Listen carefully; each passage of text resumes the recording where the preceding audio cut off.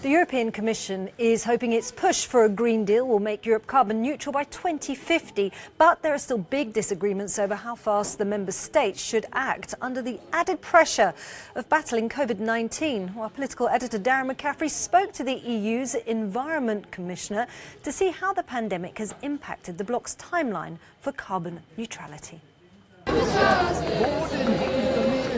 2020 was meant to be the year when climate change was front and centre. The coronavirus crisis has somewhat muted the green agenda, but it has created opportunity too, according to the EU's Environment Commissioner. But we have lost some time, but not the momentum. The year 2020 was supposed to be the nature's big year, but all this has been not cancelled but postponed for next year. We will not be starting from the status quo. We will be starting from profoundly different position. Firstly, because the crisis deepened our understanding of our reliance on the natural world.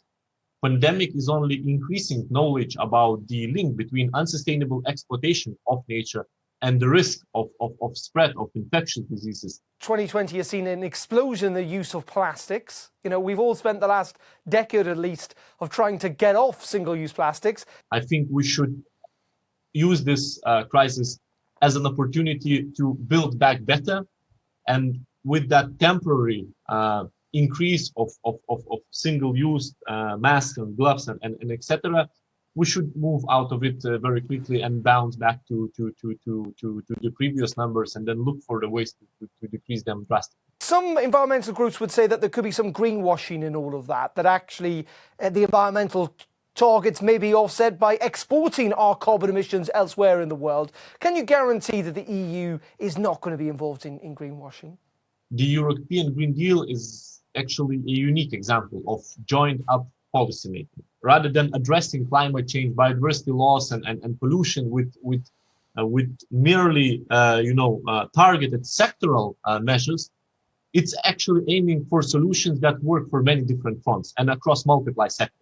Horizontally. We want to restore the balance between people and planet, create sustainable jobs and growth, and make this transition just and inclusive for all. And of course, that requires a lot of effort, and that requires change in many sectors. What have you done in the last couple of years to be more environmentally friendly? How has your life changed? First of all, I always start with my family, and of course, for example, we're not using masks which are not reusable.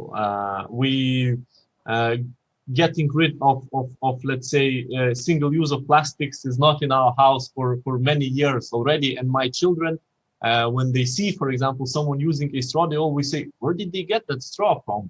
It should be banned, isn't it?" Commissioner, thank you very much indeed for joining us. Much appreciated. And Darren McCaffrey joins